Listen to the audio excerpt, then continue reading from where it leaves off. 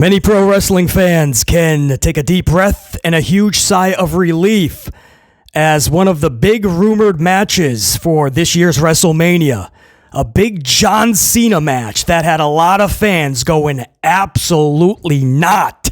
There is no reason, there is no way that match can go live from Vegas for this year's WrestleMania. Well, you guys don't have to worry about that. It does not look like there was any validity to those rumors. It looks like WWE is going in a much bigger direction for John Cena. And this may still leave a lot of fans going, what? Are you serious?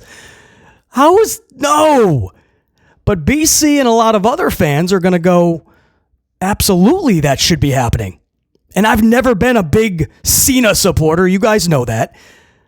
But absolutely, I feel like this is the match he needs to be in. And it needs to be with this one specific opponent. WWE cannot overcomplicate this. It's sitting in their lap. There's no need to make this more difficult than it needs to be. Against this opponent with this on the line on the grandest stage of them all.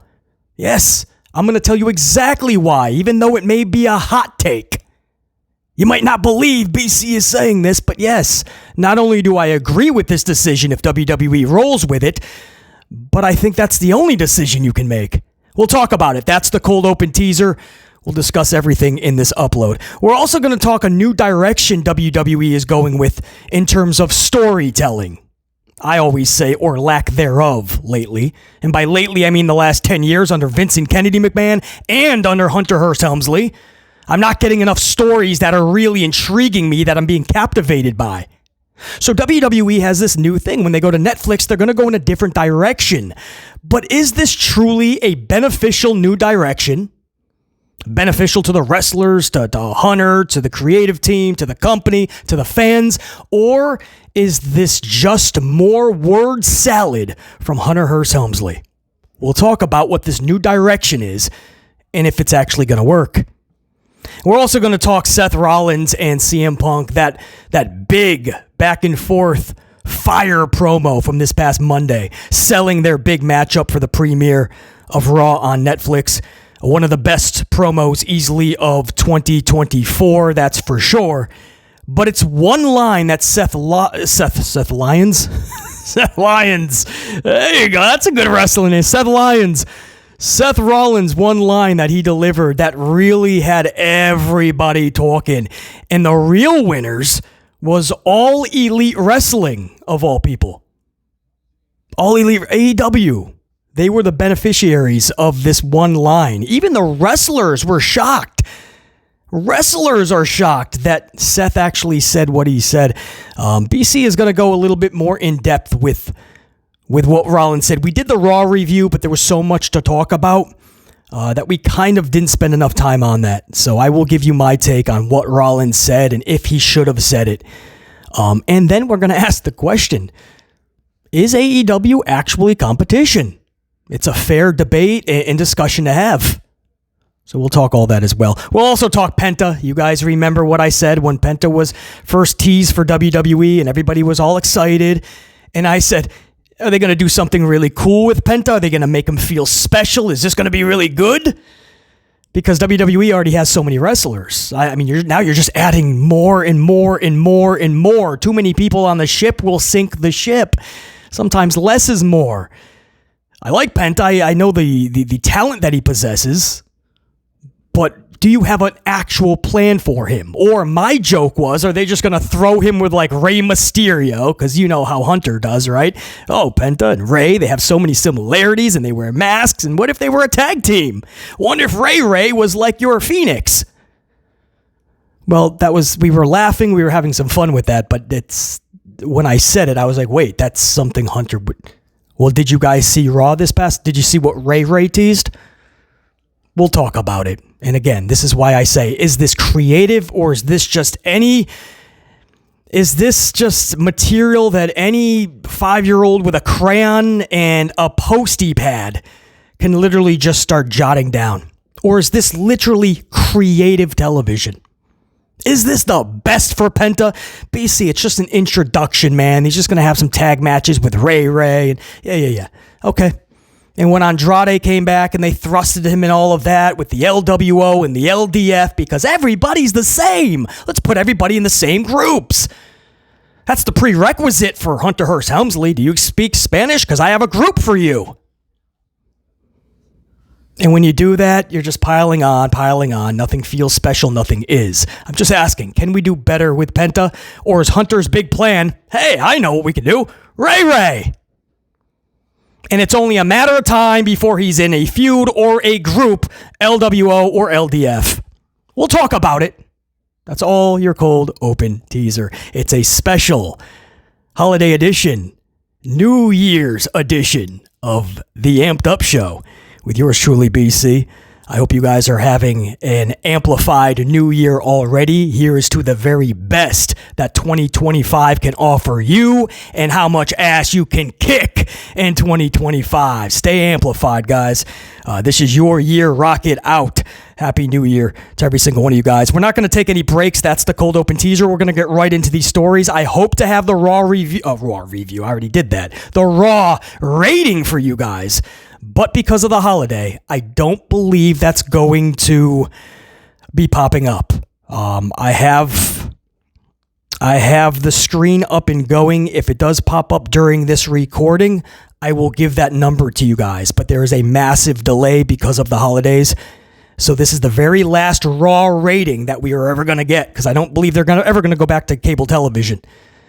So this is the last rating. So this is a big one, right? One last discussion on what Raw pulled before they went to streaming. But I just don't have that number right now. But if it does pop up during this recording, I will relate that to you guys. So let's just get right into first of all, what am I saying, man? Shout outs before we get into the John Cena story. Some amplified channel members too, not just subscribers to this channel, members. Some of my tried and trues. Shout out to Rob Reverne, Rob and Jamal for chucking coffees at the channel in the last upload we put up down in the super thankses. Super chat, super thanks, chucking a coffee at the channel, never needed, always appreciated, and I always make sure that I show you guys that proper shout out and respect right back. Thank you for the support, Rob. To answer that question, I will say this, Rob. If Tiffany does cash in on Liv, I will not be upset with that at all. It's a no-win situation. It's a heel in a heel that has the titles, Liv and Nia. It looks like they're waiting for Charlie to come back to take Nia's title, and then it'll be Queen versus Queen, because Nia, of course, won the Queen of the Ring. That looks like what they're doing. And I'm pretty much already over the Tiffany cash-in teases that they've been doing for, it seems like, the beginning of time. Since cavemen were rocking out. Tiffany is always teasing a cash-in on Nia Jax, so I'm pretty much over that. If it happens, it happens. But if Tiffany cashes in on Liv, I think they're going to try to go with the same desired result, right? They're going to try to make Tiffany look more of the face anyway. So no matter what, I don't think Liv would become a face because Tiffany cashed in on her. And I don't think Rhea needs the championship or should be getting the title. So if they want to go Tiffany over Liv, whatever. But either way, Tiffany cannot fail with this cash-in attempt. But that's some good booking, Rob. I would tweak a few things around to get to that desired result, but I have no problem with Tiffany cashing in on Liv if that's what they choose to do. Because it looks like Hunter is 44 dive, straight ahead, not looking anywhere left, right, behind. He wants Charlie to get that championship when she comes back, and it's only fitting, it looks like, that it's going to be Nia. So, Rob, I appreciate the coffees, man. Always good seeing you up in here, and I appreciate the support. You know that, dude. And Jamal as well. Jamal, I appreciate the coffee big time. And to answer your question, where is Gunther? My question right back, I would volley a question back to you. I don't know, where's Braun Breaker? Where's the Wyatts? I mean, there were so many absences this past Monday. So many people that were absent. And I'm talking your head champions, right? Your world champion, your IC champion, nothing.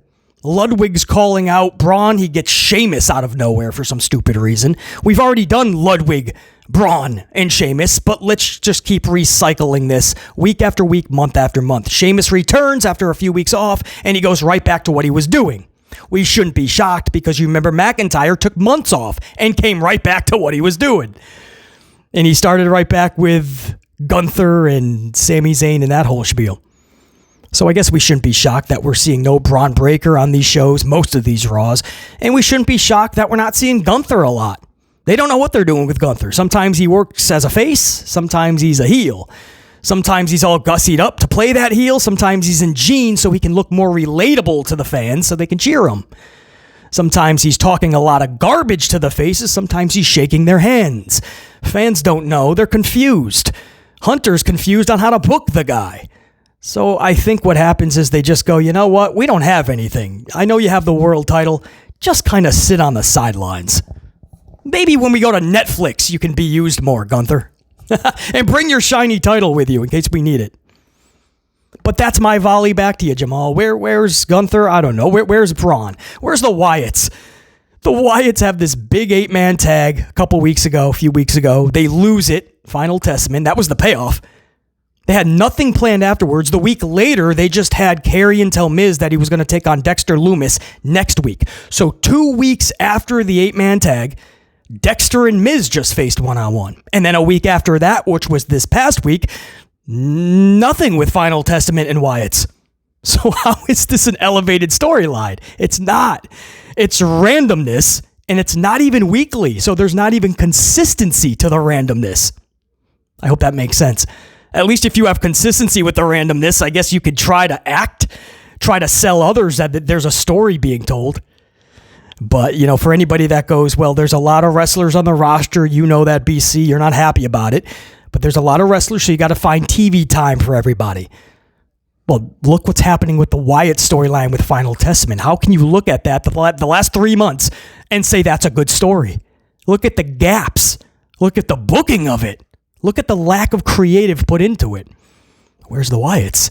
And I can keep going on and on, right? Where is a lot of people, Jamal? That's Hunter Hearst Helmsley's booking, though. And a weird thing for a lot of fans is you're not supposed to question it. Just say everything is awesome and he's cooking. Okay. No, he's not. He burnt that kitchen down long ago. We're trying to get him back in the kitchen with a new shiny apron, maybe a chef's hat. We're trying to teach him how to cook. We're trying to get him those online manuals, right? We're trying to bring in other chefs to help him. He doesn't want to listen. Oh, Jamal. Rob and Jamal, I appreciate the coffees big time, man. Salute to you guys. Happy New Year to you both. Always good seeing Rob and Jamal up in here, man. Should we get into it? John Cena is not, that's right, not facing Logan Paul at WrestleMania. I mean, of course, it's pro wrestling. Anything can change. Things could be rearranged, and they find themselves in a spot where they have to go that route because A happened, and they were hoping that something else happened, so now they have to have a substitute. I hope you guys are keeping track. Anything can happen, so I can't say 100% you're not getting Logan Paul and Cena, but everything we're being told is that was never actually on the table. It was never reaching the next level of discussion. It may have been bounced around, but it never went to another level of seriousness. But this is what is being talked about, guys, and this has reached the next level, maybe another couple 2-3 tiers. John Cena going for a world championship at WrestleMania. Now, why I cannot say that Gunther was in those plans via these sources, BC will say it makes the most sense if it's Gunther. John Cena versus Cody Rhodes to have a face versus face match because Cody always wanted it is just not feasible.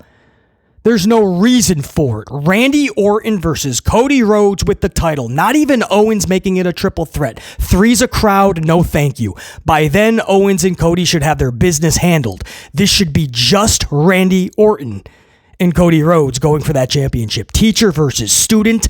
The legend killer, the Viper, Randy Orton, taking on Cody Rhodes. John Cena versus Gunther for the world championship. It's sitting in their lap. Don't overcomplicate this. Don't make it more difficult than it needs to be. Now, I know a lot of fans are not going to be okay with it. No, Cena can't go for a title, BC. You always say Charlotte shouldn't be doing it. Absolutely. I'll be the first to say Charlotte should not be beating John Cena's record or her father, Ric Flair's record. But that's what it looks like if Hunter has his way. This is Cena's last full year. He's going to have several matchups.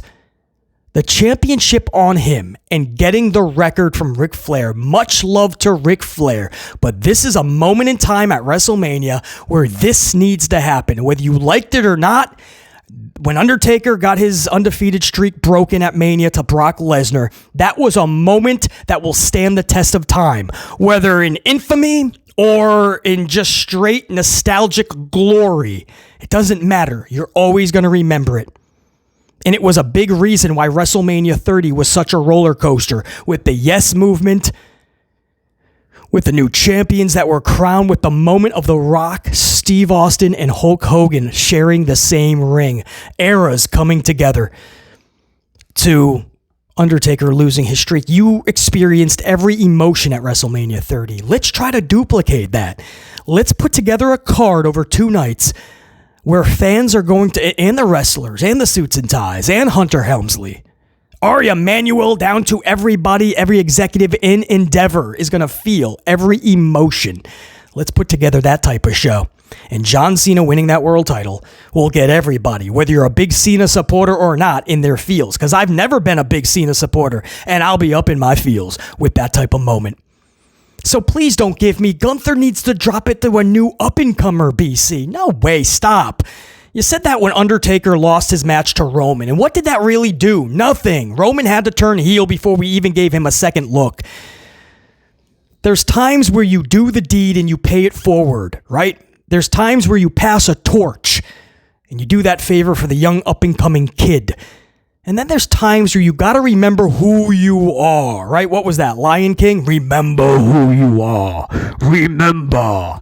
Who's that? Mufasa? I don't know. But remember, you're John Cena, dude.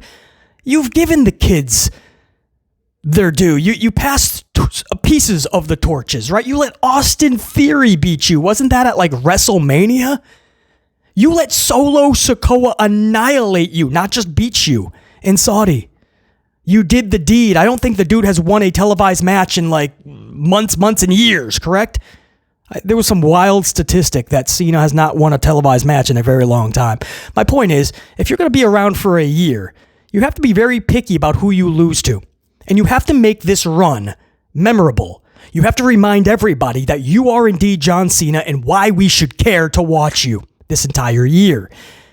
Gunther does not have to pay this forward to a young up-and-comer. Jonathan Cena will, hopefully, right? At the end of the year, when it's time to pay that, and he takes off, rides off into the sunset, like John Elway did with the Lombardi Trophy after Super Bowl 32. When it's time for John Cena to do that, and maybe he does ride off into the sunset and vacates it, maybe they have a tournament, and maybe some young up-and-comer wins it. Or maybe he does the deed and he pays it forward and he drops it to a kid. Maybe it's Braun Breaker for all we know. Maybe it's Oba Femi and they have an awesome storyline. Who knows? A little bit of fun, but maybe it's Tony D'Angelo. You don't know. You don't know their status. You don't know how good a storyline will be. But Cena will pass the torch and do it in the right way when it's time. It doesn't have to be Gunther. Right now, Gunther can make the product better by dropping this championship to John Cena. John Cena with that championship will raise a lot more eyebrows and a lot more interest. You may not believe that. You may not want that. I respect you. That's your prerogative. That's the way you feel about it. Much love and respect. But I'm telling you, business-wise, John Cena winning that title at WrestleMania, that's going to help business pick up, as Jim Ross would say. So if you're wondering, because I've never been a big John Cena supporter, yes, I am not only okay with him going for a title, but I feel he should stay away from Cody Rhodes. It makes no sense. It's not feasible. You want to have a match with Cody before you take off? There's plenty of time in 2025 to do it. You don't waste that at WrestleMania. That should be for storylines. A Gunther John Cena storyline could be kick-ass if they utilize Gunther as a legit heel and not a tweener shaking everybody's hands. And Cody Rhodes versus Orton, and not as friends. We already saw that with Kevin and Cody as BFFs. And they shook hands and they hugged each other and we went off at, but what was that, Backlash in Germany? Or Bash in Berlin? I think it was the same event that Randy and Gunther were shaking hands at. You had Kevin and Cody after their match hugging it out. No, Randy versus Cody, not as friends, but as teacher and student, heel and face, with an epic storyline. You can put them on the same night, night one or night two, or put them on different nights. 2 different championship matchups. Randy and Cody, John Cena, Gunther. BC, what about Roman Reigns? Well, by then, he should be way done with this stupid bootleg bloodline crap. I'm pretty much over that by now. And you could set up something awesome. CM Punk versus Roman Reigns. Punk doesn't have to win a championship right now. I know time's running out in the career. I get it. But I don't see Punk fitting into this right now. If you don't do John Cena, maybe Punk wins the Rumble. Punk chooses Gunther. You do Punk versus Gunther. If you have a kick-ass storyline, I'm okay with it. If this is the direction that they want to go, and this is what I'm hearing, guys, I'm not just picking this out of nowhere for a discussion. What we are hearing is it's not Logan Paul and Cena. They want Cena to go for a championship, and they're just finalizing that. Well, it makes sense not to go with Cody and go with Gunther. So my take here, and even though it's a hot take possibly, if that's what the company wants to do, what Hunter wants to do, Hunter Hearst Helmsley, I'm not going to shit on this idea. I just hope they do it correctly. They choose Gunther and they give us a fun story and a fun epic moment at Mania. But no, I'm not going to rip that apart if that's what you guys think.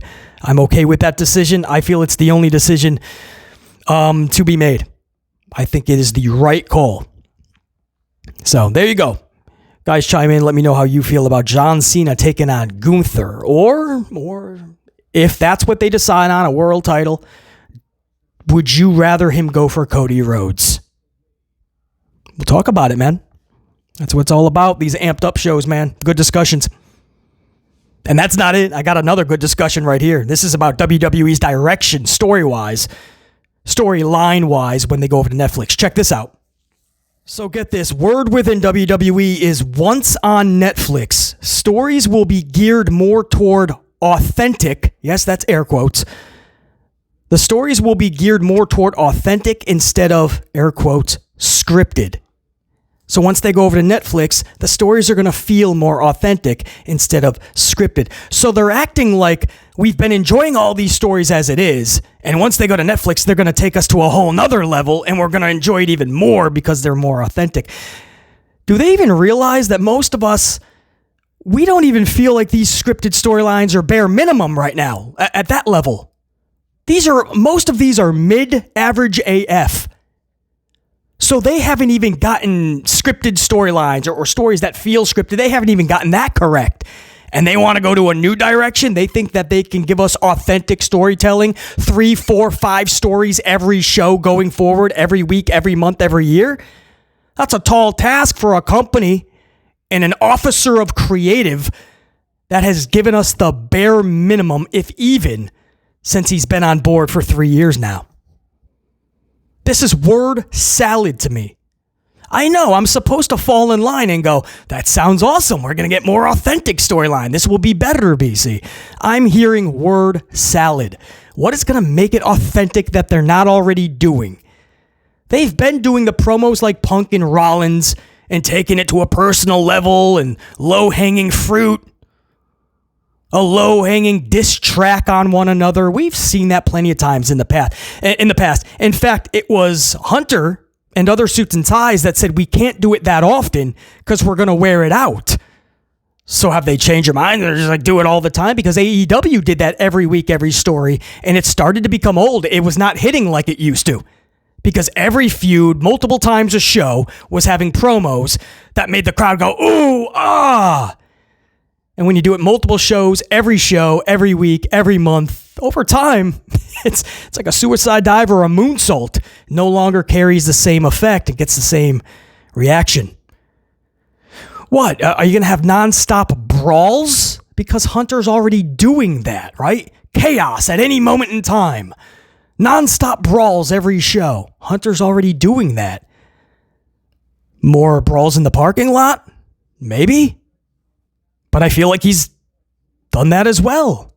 I guess you just get it more, till it all becomes pointless. It doesn't carry the same weight. So all I'm saying is I'm down with this if they actually have a plan for what is going to be authentic storytelling. And how can you do 4 separate authentic storylines every single show? Because that's the bare minimum we should be getting. Not 1 or 2. And they can barely do 1 and 2, by the way. So no, I'm not thrilled because we're getting more authentic storylines. possibly when they move to Netflix. That's the word we're getting anyway. It's a reputable report. I want to be down with that. I want to say, hey, that'll make it better. But I have no reason to put belief or to give them the benefit of the doubt with this company. You know, you get characters like Wyatt Six. They could work, man. I understand they're supposed to be supernatural, but if you book them properly and you give them the right type of creative, obviously their storylines are going to come off as overly scripted because they're supernatural. But Bray has shown us in the past, The Undertaker, Papa Shah, you name it. They've showed us that that's still going to have fans' jaws dropped and be really into it if you do it right. Doesn't matter if it feels scripted or not. We just want something that we can be captivated by. So it's this new approach where Hunter wants his wrestlers. This is a report, by the way, guys. This is reputable. According to these reports, Hunter wants the wrestlers to be more relatable. While at the same time, this is how it was written. While at the same time giving that larger than life feel. You can't have it both ways, dude. You can't have your cake and eat it too. If they're more relatable, then they're just going to be the dude you want to have a beer with at the bar. If they're larger than life, it's the dude you're going to be like, do I even go near him? My jaws drop. Wow, I would love a picture with him. It's very rarely can you do both. So he puts Gunther in jeans and he wants them to be a relatable world champion. Well, then don't be shocked if he's getting the reaction that he's getting now, which is confusion and it's Gunther. Another dude in jeans. What's Hunter going to do next? Put him in a baseball cap? He wants the wrestlers to be more relatable and he wants more authentic storylines. Okay. Do it properly. Go ahead. I would love to see how these relatable characters will be larger than life and these new authentic storylines are going to really capture our imagination. Because I just can't give this company or Hunter the benefit of the doubt. We'll see. Do they really have a plan in motion for this? Or is this just word salad? Get everybody's hopes up. Hopes are now up high. Expectations are high. And it's the same old, same old. We'll see. I'm just delivering the news as it comes into you guys, man. We'll move on. Sethington Rollins. Seth Rollins and CM Punk this past Monday. Oh, it was a good one. A fiery promo between the two. Rollins dropped the line of the promo. Unfortunately, because they said a lot of good things. And you really wanted the most talked about line to be between the two and their match.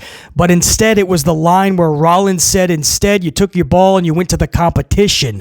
How did that work out for you? Of course, he was talking about AEW, All Elite Wrestling. And unfortunately, that was the line that everybody ran with to this day.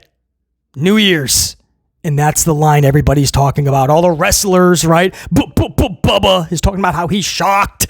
A lot of wrestlers were shocked that they even put AEW in that light, called it competition. So I said, you know what? We didn't really get to talk about this too much on the Monday Night Raw review because we had so much to go over and we were pretty much saying salute, thank you for everything USA Network. So that took a lot of time. But my take on this, guys, is their competition no matter what, right? They're on prime time television and they do go against NXT and sometimes in the future, who knows, maybe they'll be on the same slot as a Monday Night Raw even though they're on Netflix. Maybe they'll be on a Friday night like they've been in the past.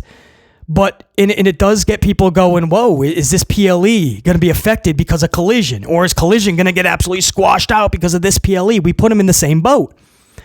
But two things can be true at once. They can be competition, but not be competitive. And I think that's where people fail to really try to find that fine line. They're competition on one hand and in many ways, but on the flip side, they're not really competitive. They're struggling on their flagship show Wednesday nights to get 600,000 viewers. Now, even though Raw's in the shitter numbers wise, even if you were to duplicate that, double that, that would still only put you at 1.2. They're averaging around 1.4 to 1.6. So you'd have to do 2.5 times that business to get back to Raw, which has been on a downhill spiral in the last 3 years especially.